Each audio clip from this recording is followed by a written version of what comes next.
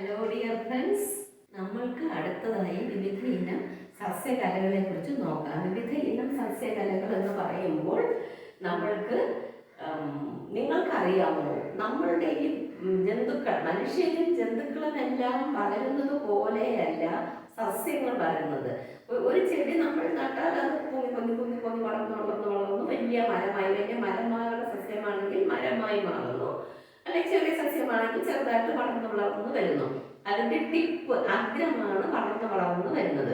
അതൊരു യൂണിഫോം വളർച്ചയുണ്ട്. പക്ഷെ ജന്തു ശരീരത്തിനാണെങ്കിൽ ഒരു പ്രത്യേക തരം യൂണിഫോം വളർച്ചയല്ല. ചിലർ വണ്ണം വയ്ക്കും, ചിലർ പൊക്കം വയ്ക്കും, ചിലർക്ക് കൈ വണ്ണം വയ്ക്കും, ചിലർക്ക് കാല് വണ്ണം വയ്ക്കും, ചിലർക്ക് ഒരു നല്ല സ്ലിമ്മായിട്ടിരിക്കും. അങ്ങനെ പലതരത്തിലുള്ള വളർച്ചയാണ് ജന്തു ശരീരത്തിനുള്ളത്. ഇന്ന ഭാഗം വളരും, നമ്മുടെ കൈവിരലുകൾ വളരാൻ തുടങ്ങിയാൽ എങ്ങനെ ഇരിക്കും? ഇത് വളർന്ന് നമ്മൾ പോയാൽ എന്തുപയോഗം? നമ്മൾക്ക് അതുകൊണ്ട് അങ്ങനത്തെ വളർച്ചയല്ല. പക്ഷേ സസ്യങ്ങളുടെ അറ്റം വളർന്നു പോകും. അതെന്താണ് അതിന്റെ പ്രത്യേകത എന്ന് നമ്മൾക്കിന്ന് മനസ്സിലാക്കാം. നമ്മളിപ്പോൾ മനസ്സിലാക്കാൻ പോകുന്നത് മെരിസ്റ്റമിക കലകളെ കുറിച്ചാണ്. മെരിസ്റ്റമാറ്റിക് ടിഷ്യൂ, മെരിസ്റ്റമിക കലകൾ.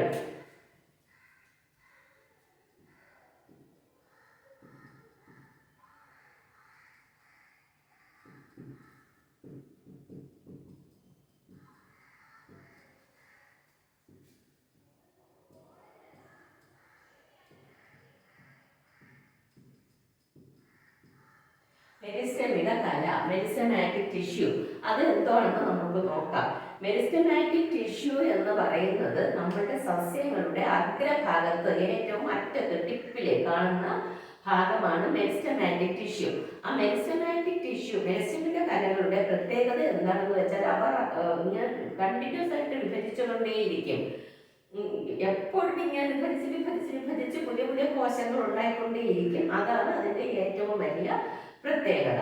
അങ്ങനെ അത് വളർന്നു പോയിക്കൊണ്ടിരിക്കും. മെരിസ്റ്റമാറ്റിക് ടിഷ്യൂ തിൻ പാർട്ടാണ്.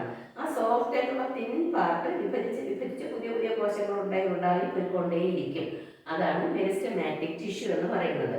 അപ്പോൾ നമുക്ക് മെരിസ്റ്റമാറ്റിക് ടിഷ്യൂവും നമ്മളുടെ ഒരു മെച്ചുവറായിട്ടുള്ള വേറെ ഒരു പാർട്ടിന്റെ ടിഷ്യൂ തമ്മിലുള്ള ഡിഫറൻസ് എന്താണെന്ന് നോക്കാം. നമ്മൾ പറഞ്ഞല്ലോ, സസ്യത്തിന്റെ വളർച്ചയെ സഹായിക്കുന്നത് മെരിസ്റ്റമാറ്റിക് ടിഷ്യൂ ആണ്. പക്ഷെ മെച്ചുവറായിട്ടുള്ള ഭാഗമായിട്ടുള്ള വേറൊരു ടിഷ്യൂ എടുത്താൽ അതേപോലെ റാപ്പിഡ് വിഭജനം ഇല്ല, എളുപ്പം വിഭജിക്കണ പ്രക്രിയ ഇല്ല. അതിന്റെ ഡിഫറൻസ് എന്താണെന്ന് നമുക്ക് നോക്കാം. ഇപ്പോൾ നമ്മൾ ഇവിടെ ഇത് നമ്മൾ മെരിസ്റ്റമാറ്റിക് ടിഷ്യൂ ആണ് എടുക്കുന്നത്. മെരിസ്റ്റമിക കല എടുക്കുകയാണ്. ആ മെരിസ്റ്റമിക കലയ്ക്ക് എന്തൊന്നാണ് പ്രത്യേകത? ഇത് ഒരു തിന്നായിട്ടുള്ള ഔട്ടർ ലെയർ ആയിരിക്കും അതിന്റെ കവറിങ് എന്ന് പറയുന്നത്. തിക്കല്ല, തിന്നായിരിക്കും അതിന്റെ ഔട്ടർ കവറിങ് എന്ന് പറയുന്നത്.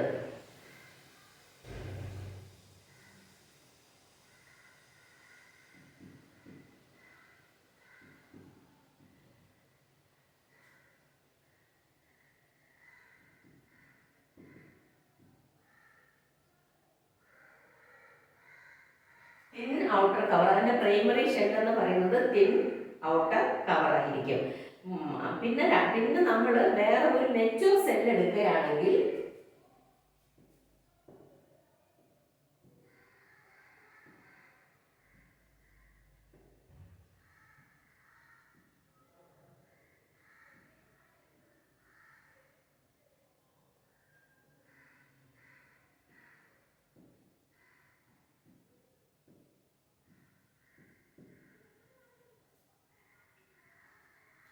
ഇത് നമ്മൾ വേറെ ഒരു മെച്ചുറായിട്ടുള്ള ഒരു കോശം എടുക്കുകയാണെങ്കിൽ അതിന് രണ്ട് തരം ഭിത്തി, ഔട്ടർ കവർ രണ്ട് തരം ഭിത്തികൾ കാണും.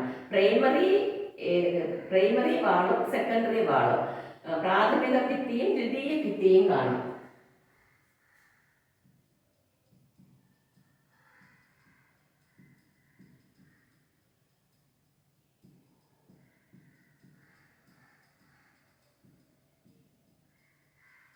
ഈ പ്രാഥമിക ഭിത്തി, ദ്വിതീയ ഭിത്തി എന്ന് പറയുമ്പോൾ നല്ല കട്ടി കൂടിയ ഭിത്തിയാണ്. ഈ ദ്വിതീയ ഭിത്തി എന്ന് പറയുന്നത് കട്ടി കൂടിയ ഭിത്തിയാണ്. ഇതാണെങ്കിൽ ഒരു മെച്ചൂർ സെല്ലാണ്, പൂർണ്ണ വളർച്ചയെത്തിയതാണ്.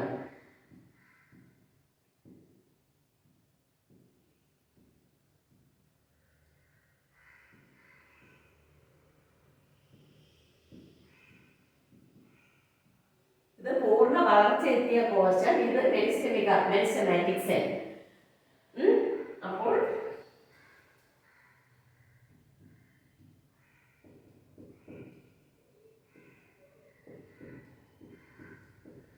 ഇത് മെരിസ്റ്റമാറ്റിക് സെൽ, ഇത് മെച്ചൂർ സെൽ.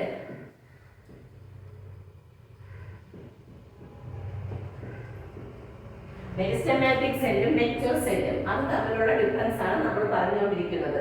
ഇത് ഔട്ടർ കവർ, അതിലൊരു പ്രൈമറി ലെയർ കാണും, പുറം ഭിത്തി. അത് ഒരു ഭിത്തിയെ കാണുള്ളൂ, തിന്നായിരിക്കും, സോഫ്റ്റ് ആയിട്ടുള്ള ഒരു പുറം ഭിത്തി. ഇതിനാണെങ്കിൽ പൂർണ്ണ വളർച്ചയെത്തിയ കോശത്തിനാണെങ്കിൽ 2 ഭിത്തി കാണും. അതിന് പുറം ഭിത്തിയും പ്രാഥമിക ഭിത്തിയും കാണും, ദ്വിതീയ ഭിത്തിയും സെക്കൻഡറി ഭിത്തിയും കാണും. പ്രൈമറി ഭിത്തിയും സെക്കൻഡറി ഭാഗം പ്രൈമറി ഭാഗം കാണും. ഈ സെക്കൻഡറി അകത്തുള്ള ദ്വിതീയ ഭിത്തി എന്ന് പറയുന്നത് കട്ടി കൂടിയതായിരിക്കും. അതുകൊണ്ട് അതിനെ വിഭജിച്ച് എളുപ്പം വളർന്നു പോകാൻ കഴിയില്ല. ഇത് കട്ടി കുറഞ്ഞ സോഫ്റ്റ് പാർട്ടായ കാരണം ഇത് വിഘടിച്ച് കണ്ടിന്യൂസ് ആയിട്ട് വിഘടിച്ച് വളർന്നുകൊണ്ടേയിരിക്കും. അതാണ് മെരിസ്റ്റമിക കലയുടെ, മെരിസ്റ്റമാറ്റിക് ടിഷ്യൂവിന്റെ പ്രത്യേകത. പിന്നെ അതുപോലെ ഇതിനകത്ത് മർമ്മം ഉണ്ടല്ലോ, നമ്മുടെ മർമ്മം, ന്യൂക്ലിയസ്.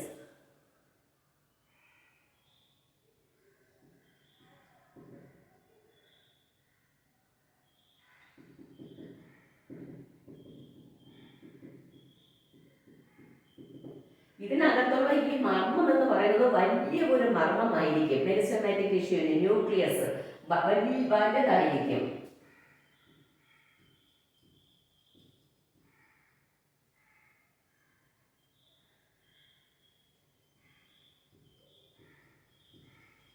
മർമ്മത്തിനകത്ത് മർമ്മകമുണ്ട്.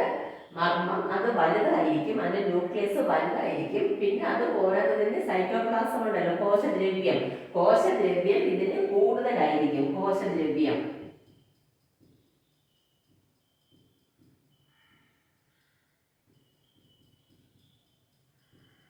സൈറ്റോപ്ലാസം ഇതിന് കൂടുതലായിരിക്കും. അപ്പോൾ മെരിസ്റ്റമാറ്റിക് സെല്ലിന്റെ പ്രത്യേകത എന്ന് പറഞ്ഞാൽ ഇത് ഔട്ടർ ലെയർ തിന്നായിരിക്കും, പ്രൈമറി ഭാഗം തിന്നായിരിക്കും, സൈറ്റോപ്ലാസം കോശദ്രവ്യം കൂടുതലായിരിക്കും, മർമ്മം വലുതായിരിക്കും. പൂർണ്ണ വളർച്ചയെത്തിയ ഇതിലാണെങ്കിൽ മർമ്മം ചെറുതായിരിക്കും, ഇത് ചെറിയൊരു മർമ്മമായിരിക്കും. പിന്നെ ഇവിടെ ഈ ഗോൾഗി ബോഡീസും മൈറ്റോകോൺഡ്രിയയും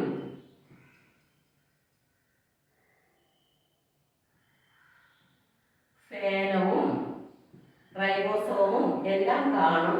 അതിനിടയിൽ കോശദ്രവ്യവും കാണും. പക്ഷെ കോശദ്രവ്യം ഇതിലുള്ളതുപോലെ അത്ര കൂടുതൽ കോശദ്രവ്യം സൈറ്റോപ്ലാസം കാണില്ല. അപ്പോൾ ഇതിന്റെ മർമ്മം ചെറുതായിരിക്കും, ഔട്ടർ ലെയർ കൂടുതലായിരിക്കും, പിന്നെ സൈറ്റോപ്ലാസം കോശദ്രവ്യം കുറവായിരിക്കും. അപ്പോൾ നിങ്ങൾക്ക് ഇവിടെ ഒരു ചാർട്ട് ഫില്ല് ചെയ്യാനുണ്ട് നിങ്ങളുടെ ടെക്സ്റ്റ് ബുക്കിൽ.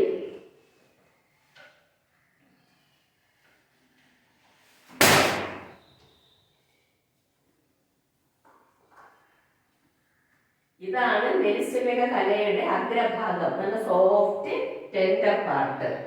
ഇത് മെരിസ്റ്റമിക കോശം, മെരിസ്റ്റമാറ്റിക് സെല്ലിന്റെ ഭിത്തി, കട്ടി കുറഞ്ഞ പ്രാഥമിക ഭിത്തി, താരതമ്യേന വലിയ മർമ്മം, കൂടുതൽ കോശദ്രവ്യം, ഇത്രയും ഉണ്ടായിരിക്കും. പിന്നെ അതുപോലെ പൂർണ്ണ വളർച്ചയെത്തിയ ഒരു മെച്ചൂർ സെല്ലിനാണെങ്കിൽ കട്ടി കൂടിയ ദ്വിതീയ ഭിത്തിയും പ്രാഥമിക ഭിത്തിയും കാണും.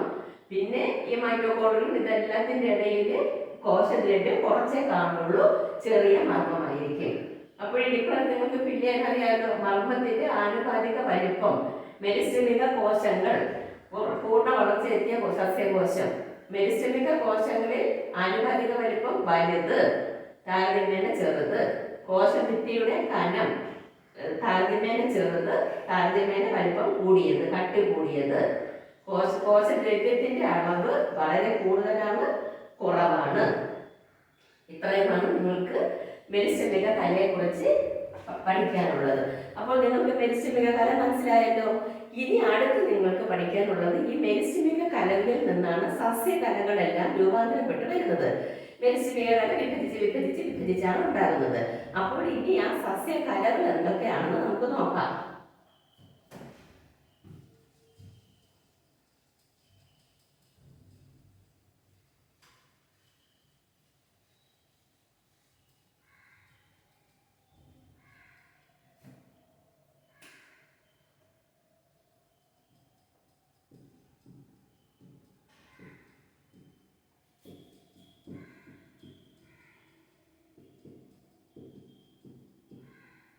സസ്യകലകൾ, പ്ലാന്റ് ടിഷ്യൂ. ഈ പ്ലാന്റ് ടിഷ്യൂവിൽ നിങ്ങൾക്ക് മെയിനായിട്ട് 3 പ്ലാന്റ് ടിഷ്യൂ ആണ് പഠിക്കാനുള്ളത്. മെരിസ്റ്റമാറ്റിക് ടിഷ്യൂവിൽ നിന്ന് രൂപാന്തരം പ്രാപിച്ച് വന്നതാണ് മെയിനായിട്ട് 3 5 ഉണ്ട്. മെയിനായിട്ട് 3 അത് ഏതൊക്കെയെന്ന് വെച്ചാൽ പോളൻ കൈമ, പാരൻ കൈമ, സ്ക്ലീറൻ കൈമ. പിന്നെ 2 കൂടെ ഉള്ളത് സൈലവും ഫ്ലോയവും. അത് സംവഹന കലകളെന്ന് പറയും. സസ്യകലകളിൽ തന്നെയുള്ള സംവഹന കലകളുമുണ്ട്.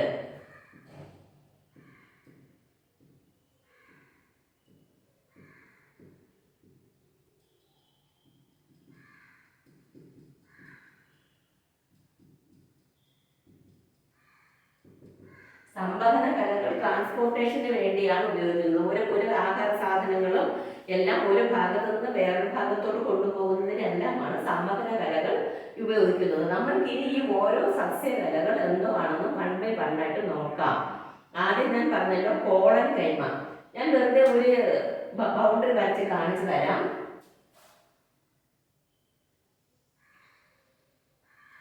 നമ്മൾ വാഴയുടെ വേര് മൈക്രോസ്കോപ്പിൽ കൂടെ നോക്കാൻ പഠിച്ചല്ലോ. ഞാൻ വിശദമായി നിങ്ങളെ അത് പഠിപ്പിച്ചു. എൻ്റെ പഴയ ഒരു യൂട്യൂബ് വീഡിയോയിലുണ്ട്. ഞാൻ മൈക്രോസ്കോപ്പിൽ കൂടെ വാഴയുടെ വേര് നോക്കുന്നത് അങ്ങനെയാണ് കറക്റ്റ് വളരെ വ്യക്തമായി ഞാൻ പഠിപ്പിച്ചിട്ടുണ്ടത്.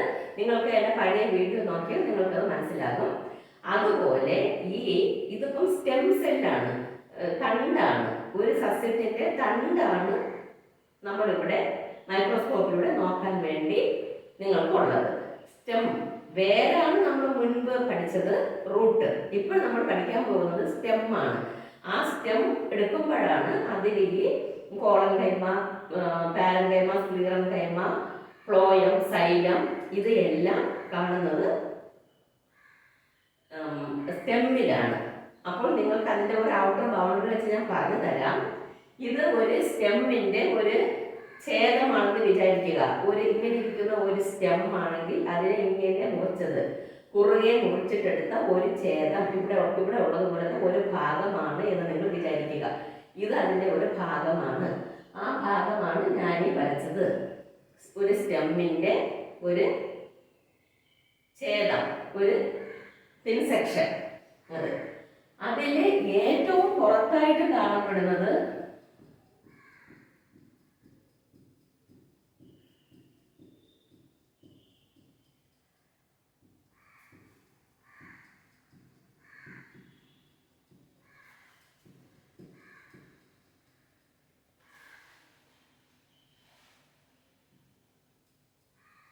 കോളൻ കൈമ. ഇതിന്റെ ഏറ്റവും പുറത്തായിട്ട് കാണപ്പെടുന്നത് കോളൻ കൈമ.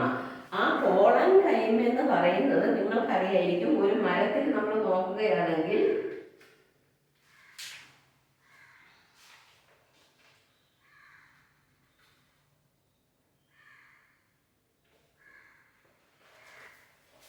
നിങ്ങളുടെ ടെക്സ്റ്റ് ബുക്കിൽ ഇങ്ങനത്തെ പിക്ചറാണ് കൊടുത്തിരിക്കുന്നത്. അതിന്റെ ഏറ്റവും പുറത്തായിട്ട് കാണുന്ന ഈ പാർട്ടാണ് കോളൻ കൈമ. നമ്മൾ ഒരു മരം നോക്കുകയാണെങ്കിൽ ആ മരത്തിന്റെ ഏറ്റവും പുറത്ത് നമ്മൾ ചെന്ന് പിടിക്കുന്ന ആ ഭാഗം കട്ടി കൂടി അതിന്റെ കോർണറെല്ലാം നല്ല കട്ടിയായിട്ടിരിക്കും, നിങ്ങൾക്കറിയാലോ. അപ്പോൾ കോളൻ കൈമയുടെ പ്രത്യേകത അതിന്റെ കോർണറുകളിലെല്ലാം, അതിന്റെ മൂലകളിലെല്ലാം കട്ടി കൂടിയിരിക്കും. പിന്നെ മരത്തിന്, ആ സസ്യത്തിന് ദൃഢതയും ബലവും ഷെയ്പ്പും എല്ലാം നൽകുന്നത് ആ കോളൻ കൈമയാണ്.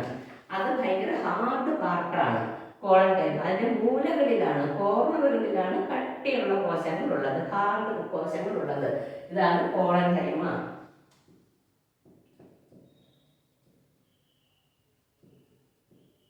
ഇനി കോളൻ കൈമയ്ക്ക് ഉള്ളിലായി നമ്മൾ കാണുന്നത് പാരൻകൈമ. നിങ്ങൾ ശ്രദ്ധിച്ചിട്ടുണ്ടോ? അല്ലെങ്കിൽ നിങ്ങൾ നോക്കിയാൽ മതി, വീട്ടിൽ നിൽക്കുന്ന ഒരു മരത്തിന്റെ പുറം തോട് ഒന്ന് ഇളക്കി നോക്കിയാൽ മതി, അതിനകത്ത് പച്ച കളറിൽ തിന്നായിട്ടുള്ള സോഫ്റ്റ് ആയിട്ടുള്ള ഒരു സസ്യഭാഗം കാണും. ഏറ്റവും സോഫ്റ്റ് ആയിട്ടുള്ള സസ്യഭാഗമാണ് പച്ച കളറായിരിക്കും. അപ്പോൾ അതിൽ നിന്നും നമ്മൾക്ക് ഊഹിക്കാം സോഫ്റ്റ് ആണ് ആ പാർട്ട്, പച്ച കളറുള്ള കാരണം അവിടെ നമ്മൾക്ക് ഫോട്ടോസിന്തസിസ് പ്രകാശ സംശ്ലേഷണം നടക്കും. ആഹാരം പാചകം ചെയ്യാൻ ആ പാർട്ട് ഉപയോഗിക്കും. സസ്യത്തിന്റെ സ്റ്റെമ്മിലെ ആ പാരൻകൈമ എന്ന പാർട്ട് ഫോട്ടോസിന്തസിസിന് ഉപയോഗിക്കുന്ന പാർട്ടാണ് എന്ന് ആ പുറം ചട്ട മാറ്റിയാൽ നമ്മൾക്ക് മനസ്സിലാകും. അതാണ് പാരൻകൈമ. ഇതിനകത്തായിട്ട് തൊട്ടകത്തായിട്ട് കാണപ്പെടുന്ന വേറൊരു പാർട്ടാണ് പാരൻകൈമ. ഇങ്ങനെയല്ല വരയ്ക്കുന്നത്. നിങ്ങൾ ടെക്സ്റ്റ് ബുക്ക് നോക്കി ഇതേപോലെ നല്ല രീതിയിൽ നിങ്ങൾ വരച്ചു പഠിക്കണം. ഞാൻ നിങ്ങൾക്ക് മനസ്സിലാകാൻ വേണ്ടി മാത്രം ലെയർ കാണിക്കുന്നതേ ഉള്ളൂ. അതാണ് പാരൻകൈമ.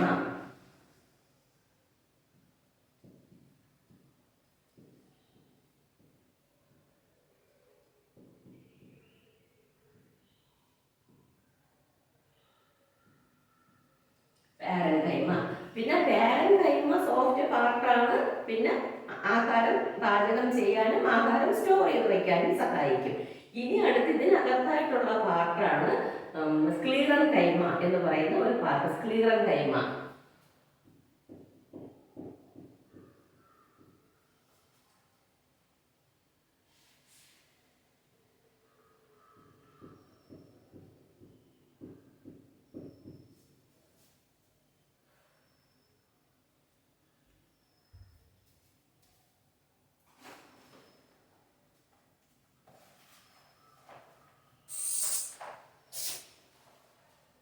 ഈ പാരൻകൈമ ഞാൻ പച്ച കൂടെ കൊണ്ട് മാർക്ക് ചെയ്യാം.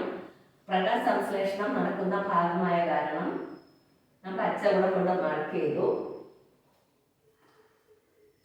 അതിനകത്തായിട്ട് കാണുന്ന പാർട്ടാണ് സ്ക്ലീറൻകൈമ.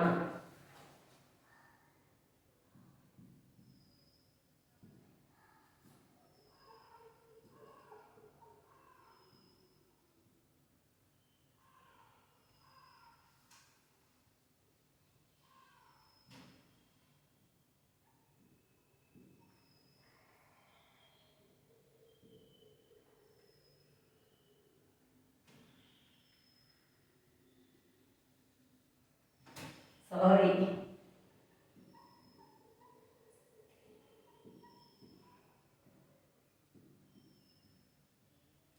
സ്ക്ലീറൻകൈമ. ആ സ്ക്ലീറൻ പോർഷത്തിനെ നോക്കിയതാണ് ശരിയായില്ല. സ്ക്ലീറൻകൈമ, ആ സ്ക്ലീറൻകൈമ എന്ന് പറയുന്ന ആ പാർട്ട് എല്ലാ ഭാഗവും ഹാർഡായിട്ടാണ് ഇരിക്കുന്നത്. അതിന്റെ കോർണർ നമ്മൾ പറഞ്ഞു, കോർണറുകളിൽ മൂലകളിലാണ് കട്ടി കൂടി ഇരിക്കുന്നതെന്ന്. ഈ സ്ക്ലീറൻകൈമ ആകട്ടെ ഫുൾ ഭാഗവും പച്ച പച്ച എന്ന് പറഞ്ഞാൽ പാരൻകൈമ ഒന്ന് ചുരണ്ടി നോക്കിയാൽ അറിയാം. അതിനകത്തുള്ള തടിക്കഷ്ണം നല്ല കട്ടിയുള്ള തടിക്കഷ്ണമാണ്. അതാണ് സ്ക്ലീറൻകൈമ. നല്ല കട്ടിയുള്ള ഭാഗമാണ്. എല്ലാ സ്ഥലത്തും യൂണിഫോം ആയിട്ട് ഒരേപോലെ കട്ടിയുള്ള ഭാഗമാണ്. മരത്തിന്റെ സസ്യങ്ങൾക്ക് ദൃഢവും ബലവും ആകൃതിയും എല്ലാം നൽകുന്നത് സ്ക്ലീറൻകൈമയാണ്. ഇനി നമ്മൾക്ക് ഞാൻ പറഞ്ഞു, ഈ 3 സസ്യകലകൾ കൂടാതെ സസ്യകലകളിൽ തന്നെ സംവഹന കലകളുമുണ്ട് എന്ന് ഞാൻ പറഞ്ഞു. സംവഹന കലകളുണ്ടെന്ന് പറഞ്ഞു.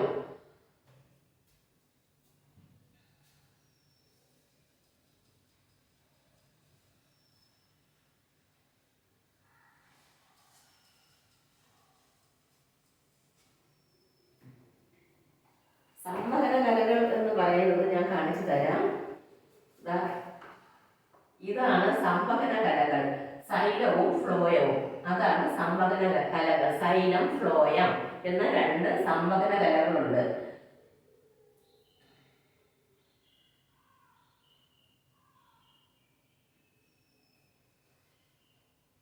ഇത് രണ്ടും തമ്മിലുള്ള വ്യത്യാസം അറിയാമോ? സൈലമാണെങ്കിൽ ട്യൂബുലാർ പാർട്ട് പോലെ തന്നെ ഇരിക്കും, ട്യൂബ് പോലെ തന്നെ ഇരിക്കും സൈലം. പക്ഷെ ഫ്ലോയം ആണെങ്കിൽ ട്യൂബ് പോലെ ഇരിക്കുകയാണെങ്കിൽ വാസ്കുലാർ വാസ്കുലാർ ടിഷ്യൂ എന്നാണ് പറയുന്നത്. സംവഹന കലകളെ വാസ്കുലാർ ടിഷ്യൂ. അത് ഈ ഫ്ലോയം ആണെങ്കിൽ ട്യൂബ് പോലെ ഇരിക്കുകയാണെങ്കിലും അതിനെ കണക്ട് ചെയ്ത് ടിഷ്യൂകളുണ്ട്. ഇതിനെ കണക്ട് ചെയ്ത് ഇങ്ങനെ ടിഷ്യൂകളുണ്ട്, ഇങ്ങനെ ഈ എല്ലാത്തിനും കണക്ഷൻസ് ഉണ്ട്. അതാണ് സൈലവും ഫ്ലോയും തമ്മിലുള്ള ഷേപ്പിലുള്ള വ്യത്യാസം. ഈ സൈലവും ഇങ്ങനെ ട്യൂബുലർ സ്ട്രക്ചറായിട്ട് ഇങ്ങനെ ഇരിക്കുന്ന കാരണം ഇത് സസ്യത്തിന് വേണ്ട ബലവും ദൃഢതയും ഷേപ്പും എല്ലാം നൽകുന്നതും ഇവർ കൂടിയാണ് നൽകുന്നത്. നമ്മൾ കോളൻ ടൈമൊക്കെ നൽകുമെന്ന് പറഞ്ഞു, അതുപോലെ ഈ സൈലത്തിനും ഫ്ലോയത്തിനും ബലവും ദൃഢതയൊക്കെ നൽകുന്നതിനും ഒരു പങ്ക് വഹിക്കാനുണ്ട്. ഇനി നമ്മൾക്ക് മെയിനായിട്ട് നോക്കേണ്ടത് സൈലം ഫ്ലോയത്തിന്റെയും ഫംഗ്ഷൻ എന്താണെന്നാണ്. സൈലം ഫ്ലോയം നമ്മൾ നേരത്തെ വരച്ച അതിലെ നമ്മളിങ്ങനെ കോളൻ കൈമ, അടുത്ത് പാരൻ കൈമ, അതിനകത്ത് നമ്മൾ സ്ക്ലീറൻ കൈമ ഒക്കെ പഠിച്ചല്ലോ. അതിനകത്ത് കാണുന്ന ഇതാണ് ഫ്ലോയം, പിന്നെ ഇതിനകത്ത് ഇവിടെ സൈലം, അങ്ങനെയാണ് കാണുന്നത്.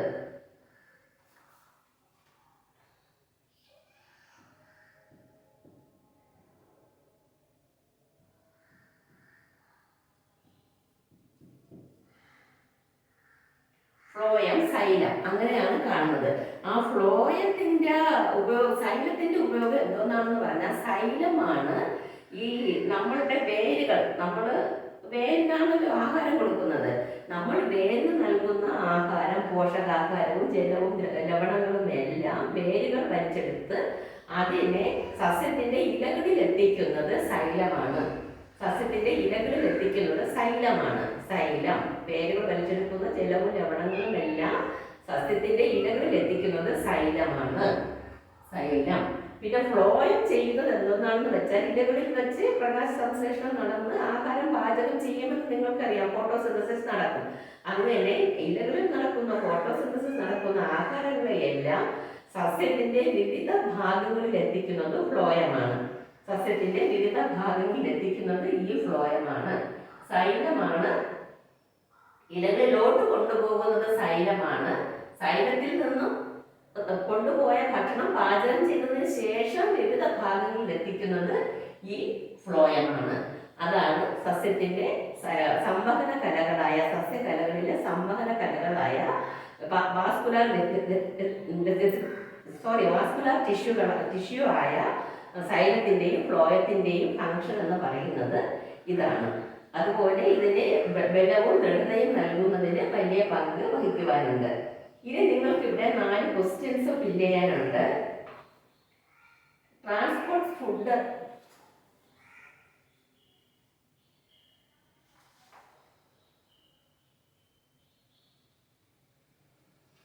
ഇലകളിൽ തയ്യാറാക്കിയ ആഹാരം സസ്യത്തിന്റെ വിവിധ ഭാഗങ്ങളിൽ എത്തിക്കുന്നു. ഏതാണ്?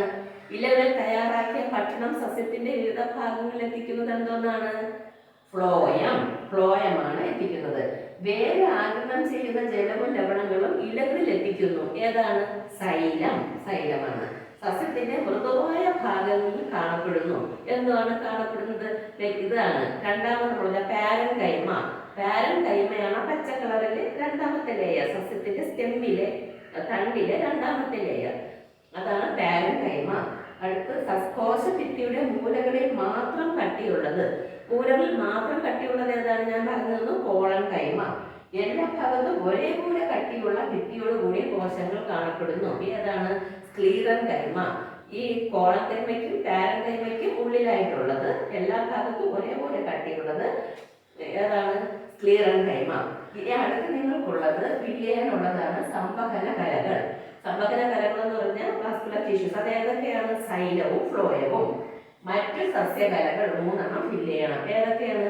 കോളൻ കൈമ, പാരൻ കൈമ, സ്ക്ലീറൻ കൈമ. ഇതിന്റെ ഇംഗ്ലീഷ് വെർഷൻ കൂടി ഞാൻ പറഞ്ഞു തരാം. Transport food prepared in the leaves to various parts of the plant. ഏതാണ്? ലീവ്സിൽ പ്രിപ്പയർ ചെയ്യുന്ന ഫുഡിനെ various parts of the plant കൊണ്ടുപോകുന്നത് ഏതാണ്? ഫ്ലോയമാണ്. ഇലകളിൽ പാചകം ചെയ്യുന്ന ഫോട്ടോസിന്തസിസ് കഴിഞ്ഞ് പാചകം ചെയ്യുന്ന ആഹാര സാധനങ്ങളെ സസ്യത്തിന്റെ വിവിധ ഭാഗങ്ങളിൽ കൊണ്ടുപോകുന്നത്. Transports water and minerals absorb by the roots to the leaves. Transports water and minerals absorb by the roots to the various plants of the to the leaves. To the ലീവ്സിൽ എത്തിക്കുന്നത് എന്താണ്? ഈ ഫുഡ് മെറ്റീരിയൽസിനെ ലീവ്സിലെത്തിക്കുന്നത് ഏതാണ്? Xylem. Xylem എന്ന tubular tissue ആണ് transports water and other materials to leaves. Seen in the tender parts of the plant. Tender parts soft പാർട്ടിൽ കാണുന്നത് ഏതാണ്? നമ്മൾ പറഞ്ഞ parenchyma second layer thin green layer, അതാണ് soft part of the stem parenchyma. Only the corners of the cell walls are thick. Cell walls കോർണറിൽ മാത്രം തിക്കായിട്ടുള്ളത് ഏതാണ്? കോളൻ കൈമ.